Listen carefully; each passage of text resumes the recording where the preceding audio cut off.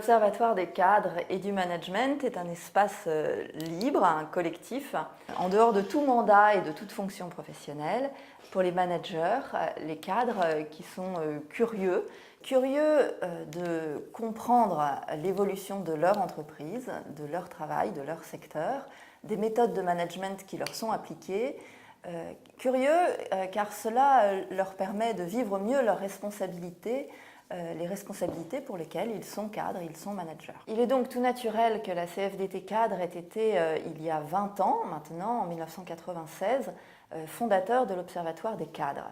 À cette époque, la CFDT Cadre cherchait une structure, un lieu pour suivre l'évolution des emplois.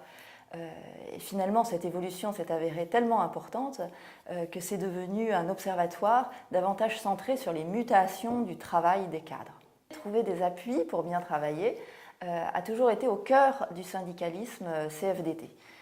Beaucoup de salariés voudraient pouvoir s'engager davantage dans leur travail, mais souvent cette conscience professionnelle, ou on peut dire aussi la manière dont ils donnent sens à leur travail, est un peu entravée par des angles morts des outils de gestion ou du management dans les entreprises et les administrations. Rendre visibles les évolutions qui les concernent, c'est vraiment aider le cadre à retrouver des marges d'autonomie pour qu'il puisse bien faire son travail. Et on ne trouve pas de l'autonomie tout seul, il faut des appuis. C'est le rôle de l'Observatoire et c'est le rôle du syndicalisme CFDT. C'est pourquoi l'Observatoire des cadres et du management a été conçu comme un carrefour. Carrefour entre des syndicalistes en entreprise, des responsables de fédérations et de régions, et des praticiens RH, des académiques, universitaires ou consultants. Il ne s'agit pas de débattre des grandes questions autour du management et de l'entreprise, ni de prendre des partis pris pour des outils de gestion. Il s'agit d'étudier, de comprendre très concrètement, par des rencontres très suivies, la situation dans laquelle sont des salariés, des cadres dans leur entreprise. Nous partons toujours de ce que font les salariés, de ce que font les cadres. C'est toujours une occasion de décrire la manière dont ils font leur travail dans cette entreprise-là.